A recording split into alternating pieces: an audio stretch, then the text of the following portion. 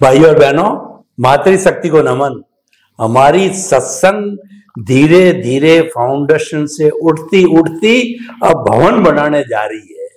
काफी खूब अच्छे एपिसोड हुए और हमारा ज्ञान दर्शन, हमारा आध्यात्म विज्ञान विकास की ओर। इसका कारण यह है कि जो अध्यात्म विज्ञान की जो ऑथोरिटी है, जो खुद चिंतन करते हैं, पीछे से लेकर के आए हैं और लंबे 40-50 साल से लोगों को दे रहे हैं, समझा रहे हैं, उनके दिमाग में फिट कर रहे हैं। और उनके इतने अभ्यास, इनका खुद का इनका चरित्र, इनका खुद का इतना ओरा और खुद की इतनी सोच के कारण जो है हमको नई नई अनुभूतियां हो रही है। स्वामी जी समस्त श्रोताओं की तरफ से आपको धन्यवाद, साधुवाद, कृतज्ञता। जय सच्चिदानंद। जय सच्चिदानंद। स्वामी जी, अब इस एपिसोड के अंदर हम कुछ गहरी बात करते हैं, क्योंकि सभी तरह की बातें चलनी चाहिए, सामाजिक, वैश्विक और जीवन की, ज्ञान की, गहराई की, मुक्ति की।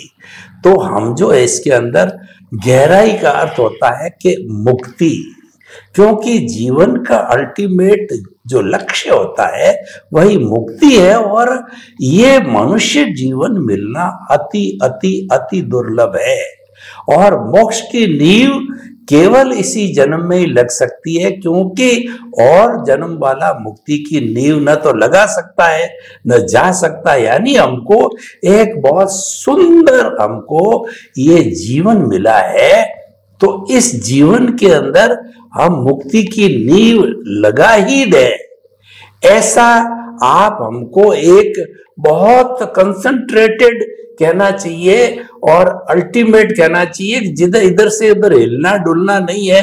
आप जैसा कहेंगे हम वैसा फिट कर देंगे। तो वो पहुंचे हुए साधकों के लिए ऐसा दी है कि वो मुक्ति की नींव इस जन्म में लगा ही दे आपकी तरह। तो कृपया वैसा हमें कुछ नुस्खा दीजिए। जय सच्चिदानंद।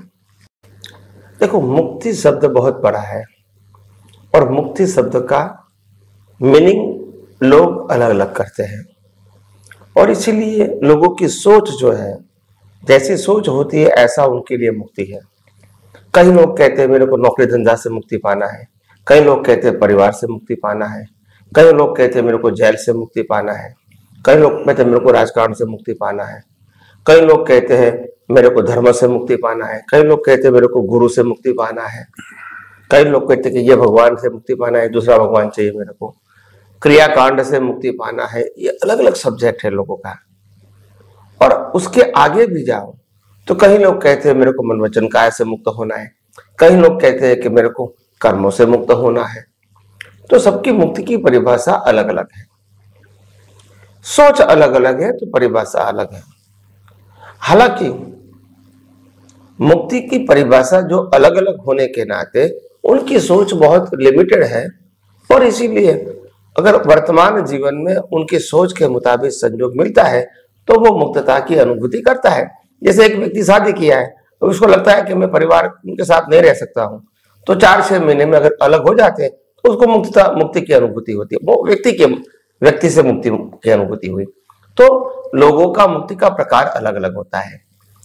आध्यात्म मार्ग में मुक्ति का मतलब होता है केवल शरीर से मुक्त होना, केवल कर्मों से मुक्त होना। यह मुक्ति नहीं है। मुक्ति का मतलब है अज्ञान से मुक्ति होना, जिससे कर्म बनता है, जिससे जन्म मरण बनता है। और अज्ञान वो दृष्टि का विषय है, वो मनोवचन काया का विषय नहीं है। तो मुक्ति शब्द लागू होता है अज्ञान से बने हुए कर्म को नहीं मिटा होंगे तो बंधन के रूप जन्म मरण के कर्म काटने ही पड़ेंगे, चक्कर काटने पड़ेंगे। तो सेंटर पॉइंट अज्ञान से छूटना है। शरीर से तो कुदरत छुड़वाती है, वो कि हमारी चॉइस है। सत्ता, संपत्ति, संबंध और साधन से कुदरत छुड़वाएगी, वो कोई चॉइस है, तो उसके लिए प्रयास की जरूरत है, वो तो कंपल्सरी है। घर परिवार सबसे छुड़वाएगी कुदरत। हमको किसको छोड़ना है? मिथ्या ज्ञान और मिथ्या दर्शन रूपी अज्ञान को। हमको इससे मुक्त होना है। देखो, जो व्यक्ति को केवल ज्ञान हो गया उनको शरीर भी है और शरीर का कर्म भी है और आत्मा भी है। फिर भी केवल ज्ञान हो गया। तो केवल ज्ञान शरीर और शरीर के संयोगों को कहां बाधक है, और इसीलिए उसको उससे छूटना वो तो प्रश्न है नहीं, वो तो ऑटो मोड है। अज्ञान से छूटना वो हमारे लिए मोस्ट इंपॉर्टेंट है, और अज्ञान से छूटने के लिए विज्ञान का उपयोग करना हमारे लिए इंपॉर्टेंट है, क्योंकि विज्ञान यूनिवर्सल ट्रूथ है, ज्ञान रिलेटिव ट्रूथ है। तो विज्ञान ही ऐसा है कि जो हमारे दृष्टि में जो भी मिथ्या ज्ञान, मिथ्या दर्शन रूपी रॉन्ग बिलीफ पड़ी है, इसको इरेज करना है, मिटाना है, इसको डिसॉल्व करना है। तो एक ही रास्ता है, यूनिवर्सल ट्रूथ के विजन को पावरफुल बनाओ, जानो, पावरफुल बनाओ, उपयोग करो, अनुभव करो, तभी अज्ञान निकलेगा। और अज्ञान से मुक्ति पाना है, मन वचन काया से नहीं। मन वचन काया से तो वैसे भी मुक्त है ही, ये तो अज्ञान से लगता है कि हम एक है, वास्तव में एक नहीं है। एक विनाशी, एक अविनाशी कैसे हो सकते हैं? एक श्वासोश्वास से चलता है, एक स्वभाव से चलता है, दोनों एक कैसे हो सकते हैं? एक कुदरती कानून से चलता है और एक अपने स्वभाव से चलता है, दोनों एक कैसे हो सकते हैं? एक का जन्म मरण है, एक अजन्म अमर है, दोनों एक कैसे हो सकते हैं? तो दोनों तो एक है ही नहीं, दोनों है, एक नहीं है, मगर एक साथ है, सिर्फ अनुभूति नहीं है।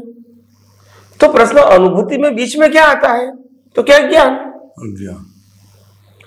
तो पुरुषार्थ क्या करना है? अज्ञान को मिटाना। उसमें कोई बाह्य क्रिया तो रहेगी नहीं, अज्ञान वो दृष्टि का विषय है।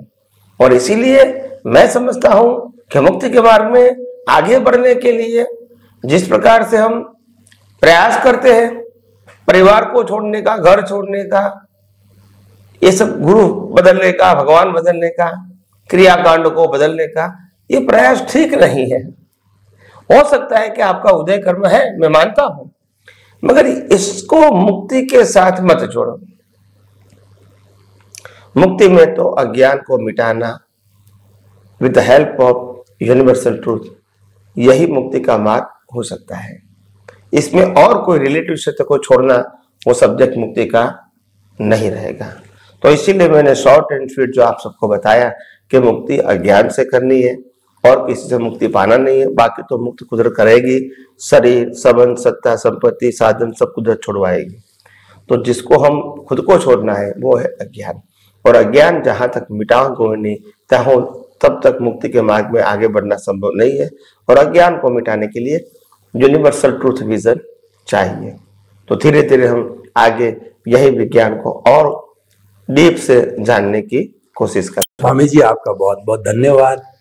आपने ये बताया कि मुक्ति के मार्ग के लिए अज्ञान का त्याग ही सच्चा त्याग है, अज्ञान का नाश ही सच्चा नाश। यानी पिन पॉइंट ये हुआ कि आप अज्ञान पे कंसंट्रेट करो और अज्ञान को धीरे धीरे धीरे मिटाने का काम करो। वह दृष्टि का विषय है, वो मन वचन काया की क्रिया का विषय नहीं है।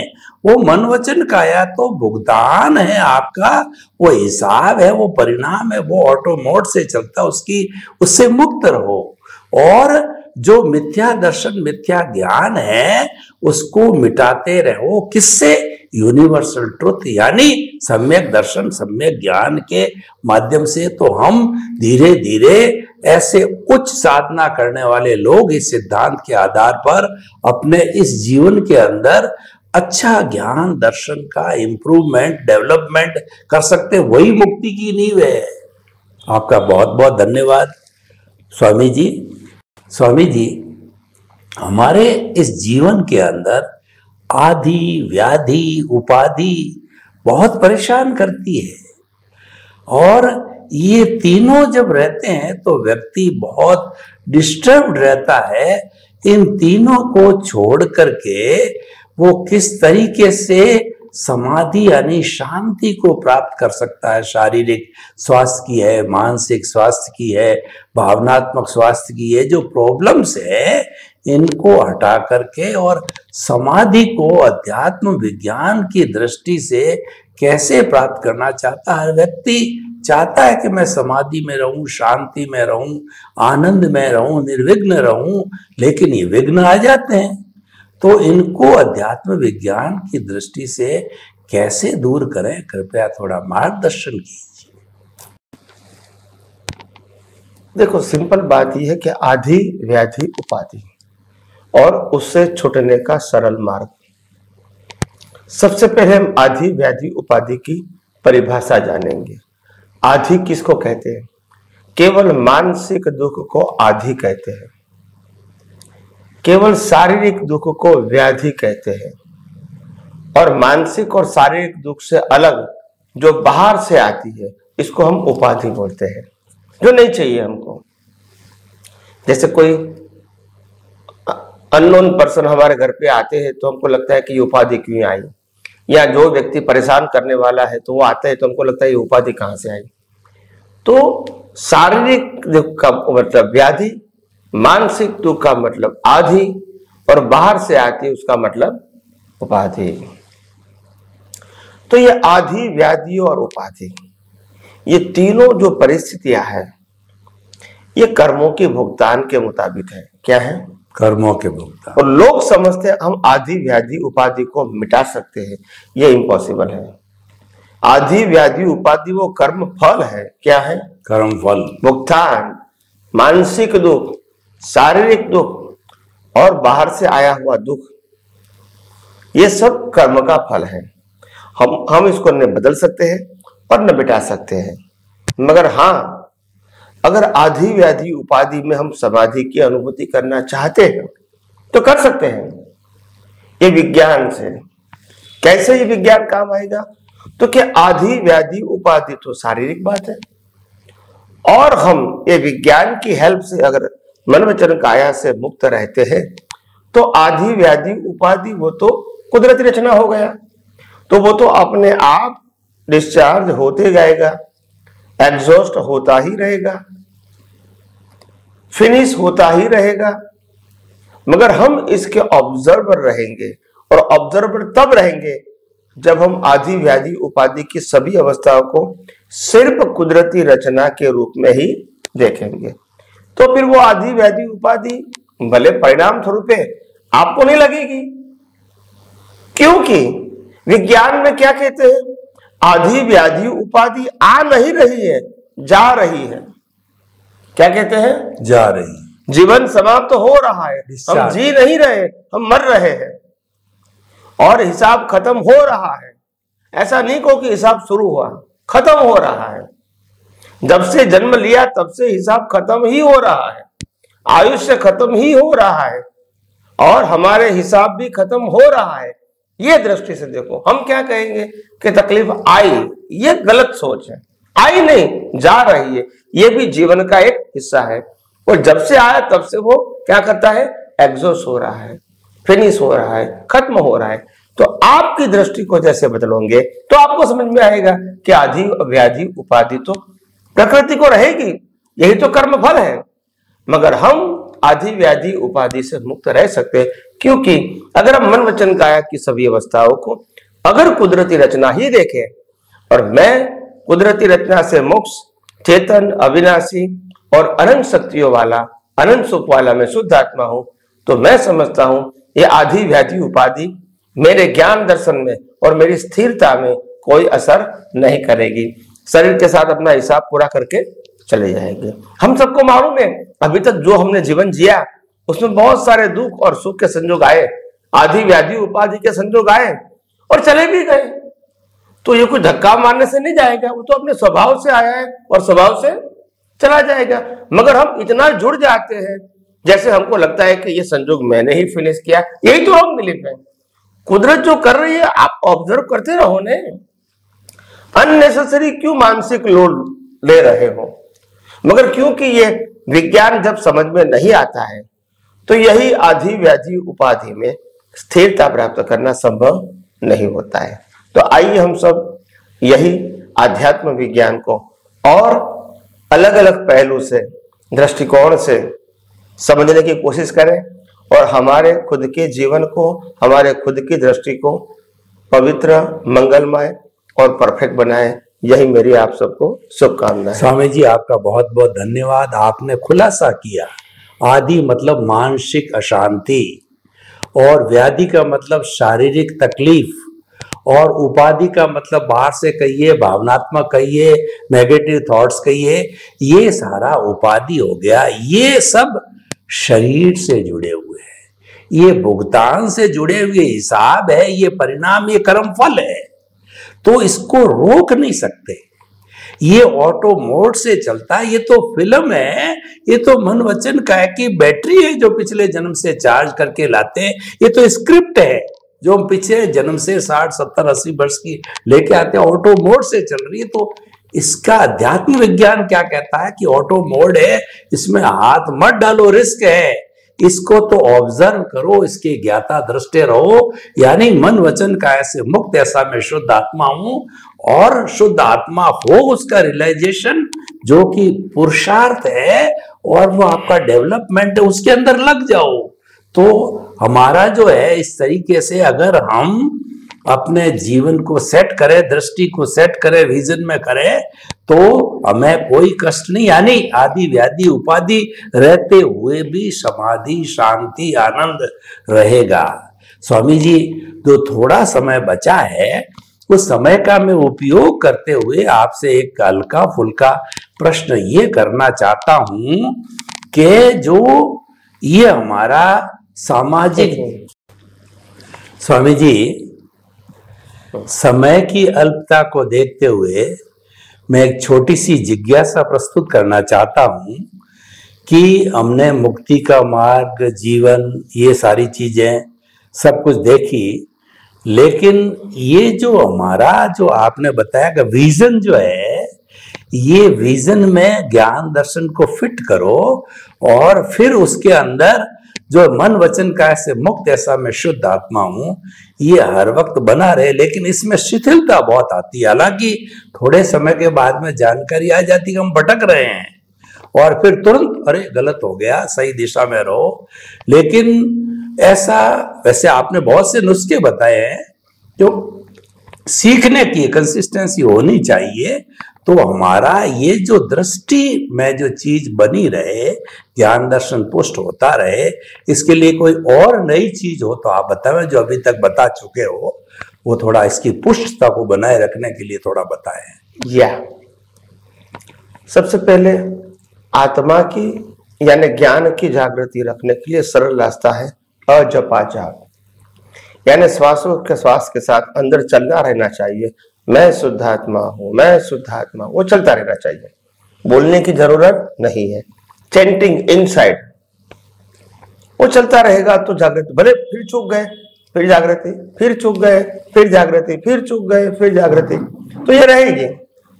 इसीलिए उसके अंदर आपको सतत जागृत रहना है, मगर अंदर से बाहर कुछ बोलना करना नहीं है। तो ये ज्ञान की जागृति। और दर्शन की जागृति में क्या रहेगा, मैं आपको नुस्खा देता हूं। हर अवस्था की वैल्यू 0 करो ताकि आप हीरो यानी आत्मा की वैल्यू कर सको। 0 क्यों है? क्योंकि वह कुदरती रचना है। देने वाला कौन है? कुदरत। लेने वाला कौन है? कुदरत। किसके पास रहेगा? कुदरत के पास। शरीर किसका है? कुदरत का। पंच महाभूत किसका है? कुदरत का। ब्रेन किस में होगा? कुदरत में। तो ये सब बातों की जो वैल्यू 0 करते रहोगे, आते हैं तब भी और जाते हैं तब भी, जन्म होता है तब भी और मृत्यु होता है तब भी, अगर अवस्था की वैल्यू 0 करोगे तभी आपको आत्मा की वैल्यू 1 है वो समझ में आएगी। क्योंकि 1 का मतलब कभी 0 नहीं होगी और 0 का मतलब कभी 1 नहीं होगी। 1 का मतलब होता है परमानेंट, 0 का मतलब होता है टेम्पररी। तो हमारे विजन में रखना है कि ये टेम्पररी है मतलब 0 है, ये परमानेंट है मतलब 1 है। और दूसरा दृष्टिकोण सेंटर एंड सर्कल।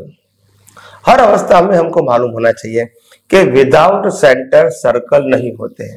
सर्कल हमेशा टेम्पररी होता है और सेंटर परमानेंट होता है। तो यहाँ सेंटर सर्कल क्या है? आत्मा सेंटर है, बाकी सब अवस्था है, सब सर्कल है।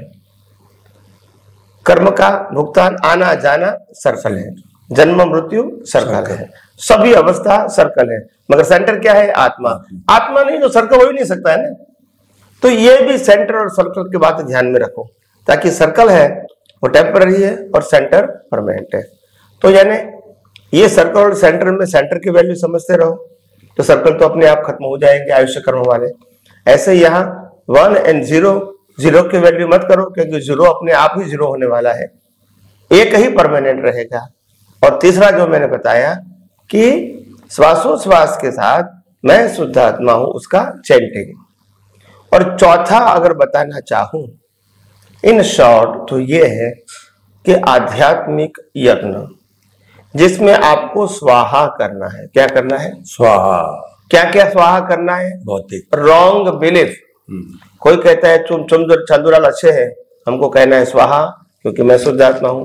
कोई कहता है चंदूलाल बहुत खराब है, स्वाहा मैं शुद्ध आत्मा हूं। कोई कहता है चंदूलाल बहुत मेहनत करता है, हमको कहना है स्वाहा मैं शुद्ध आत्मा हूं। चंदूलाल सो रहा है, स्वाहा मैं शुद्ध आत्मा हूं। चंदूलाल जाग रहा है, स्वाहा मैं शुद्ध आत्मा हूं।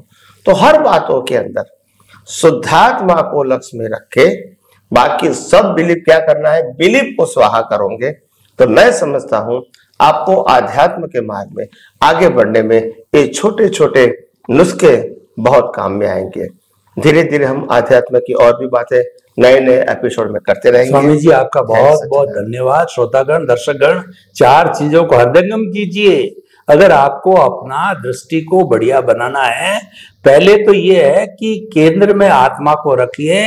दूसरा ये है कि जितनी भी रॉन्ग बिलीफ है उसको स्वाहा कीजिए, और श्वास के साथ के अंदर मानसिक रूप से मैं शुद्ध आत्मा हूं। इस तरीके से अगर हम करते रहेंगे तो ये 4 नुस्खे हमारे लिए बहुत इंपॉर्टेंट है। स्वामी जी ने शॉर्ट में बताए। स्वामी जी आपके प्रति बहुत बहुत धन्यवाद। कृतज्ञता, साधुवाद। जय सच्चिदानंद। जय सच्चिदानंद। जय सच्चिदानंद।